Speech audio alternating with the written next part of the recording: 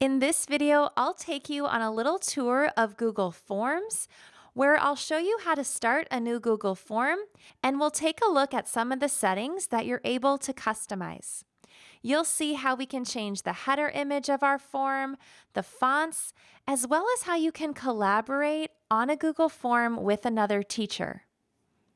Now, to begin a new Google form, what you'll do is you'll start in your Google Drive and you'll click on the New button in the upper left-hand corner of the screen. You'll go down to More, and then you'll click on Google Forms. In the center of your form is where you'll type in the title that you want your students to see. So I'm going to click on Untitled Form, and then I'm going to type in the title for my students. I'm going to have them take a Landforms quick check.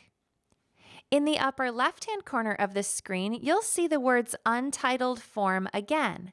This is the title for you as a teacher. This is how your form will appear in your Google Drive. If you click on the words Untitled Form in the upper left-hand corner, you'll see that it just transfers.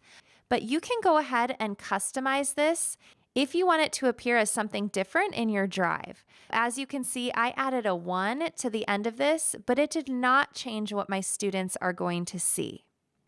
If you want this form to go into a specific folder in your Google Drive, you can click the folder at the top of the screen, then find the folder that you want it to go into. You'll click the folder and then you can move it right into there. This keeps your Drive organized right away and you know where that quick check is going to be. I'll click Dismiss to get rid of this notification.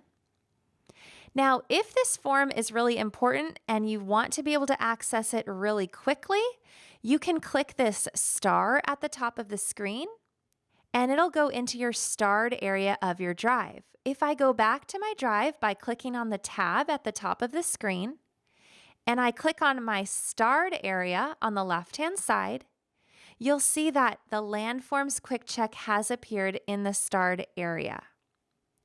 I'm going to go back to my Landforms Quick Check tab at the top. Next, we can customize the look of our form.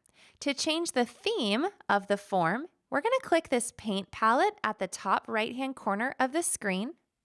If you want to add a photo to the image area at the top, you're going to click on Choose Image underneath this top header section. You can see on the left-hand side, these are the different categories for photos that Google Forms has. If I click on Work and School and I scroll down, you can see that there's all sorts of different ideas for your background image. For me, I'm going to click on Travel on the left-hand side, and I'm going to scroll down until I find a photo that I want for the heading of this Landforms Quick Check. When you find the image you want, you can just click on it so it's selected with the blue, and then click Select. You can see now that that image has appeared. You can also upload your own image for the header. To do this, you'll click again on the right-hand side on Image Uploaded. This time you'll go to the bottom on the left-hand side. You can either click Upload Photos and select the photo from your computer, or you can click Your Albums and select the photo that you want. I'm going to click on my photo. I'll click on it again. Now I'm going to drag out the corners of this rectangle so that it's highlighting the part of the photo that I want to appear in that header. Once you've moved it to where you want it to be, you'll click Select, and it's going to crop your photo into that top section. If you do not have an image for the header or you don't want to use one, that's fine. You don't need to. To get rid of this image, I'm going to go over here on the right-hand side of my screen next to Image Uploader, and I'll click the X. This will get rid of that image, and then I can just go ahead and select a color for my form. If you have your own colors that you want to use, you can customize the form with your colors by clicking the plus sign at the bottom here and then putting in your colors here. You can also change the background color down here as well. If you'd like to change the font, you can click on the word Basic underneath Font Style, And then you can choose between these 4 fonts. If I click Playful, you'll see that the text on my form has changed. I'm going to exit out of these theme options by clicking the X at the top. Then to preview my form to see how it's going to look to students right now, I'm going to click this eyeball at the top of my screen. It says Preview. And this is what my students will see. So sometimes it's nice to check in with that preview button to see how your form is starting to look, make sure all of your questions are lined up and they look how you want. But to continue working on the form, you'll just click the pencil in the upper right-hand corner and it brings you back to this page. The next thing we're going to talk about are the settings for this Google form. I'm going to click on the wheel in the upper right-hand corner of the screen. The first thing in my General tab says Collect Email Addresses. This first setting requires a little bit of an explanation. If you teach older students or your students actually have email accounts that you can email scores and feedback to, you're going to want to definitely click that box. Clicking this box also makes sure that you know who took that Google form because their email address will be listed next to their results. Now for me, I teach elementary school, and at my school, our students don't actually have email accounts. They have a username at myschooldistrict.edu, but there's no option for me to actually send them an email. When they take an assessment, it's actually hard for me to just look at that username and know that that's who took the assessment. So what I do is I don't need to collect this. What I do is every time I make a form, the very first question is, what is your name or name?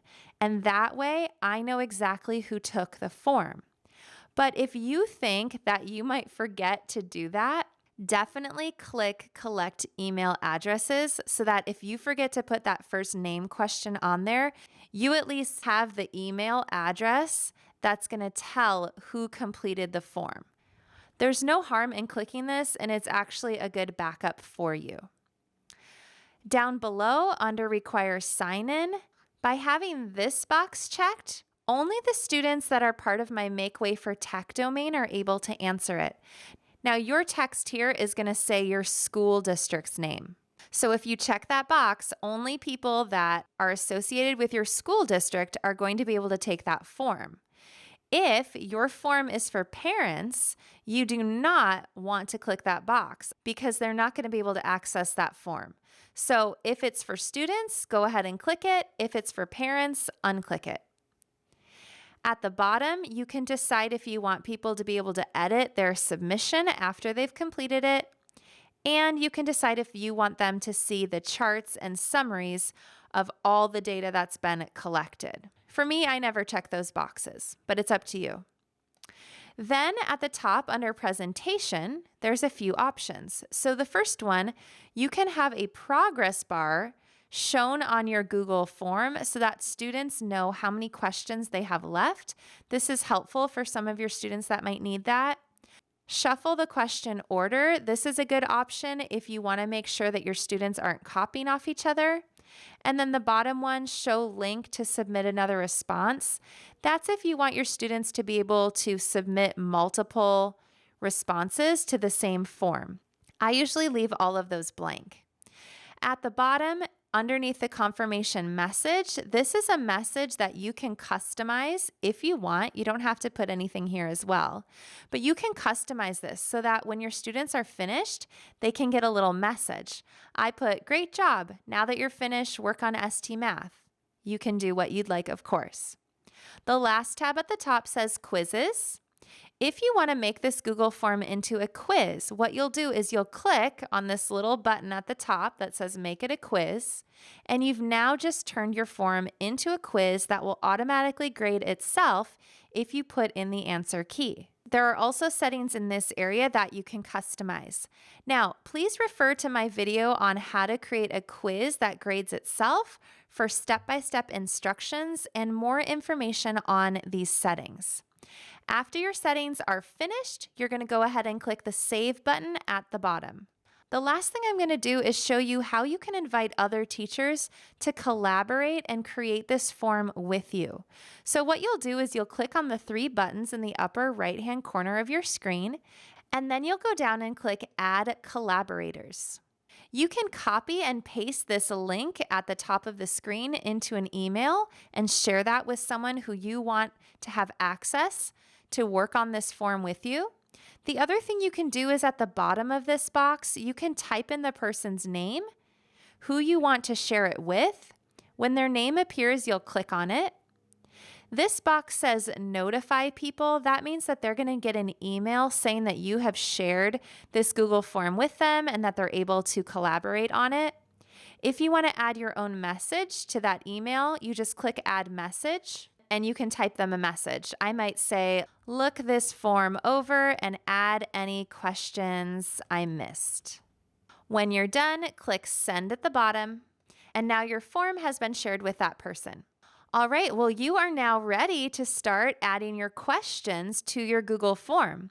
So go ahead and watch the next video to learn about all the different types of questions you can add and how to do it. As always, if you enjoyed this video, please rate us on TPT.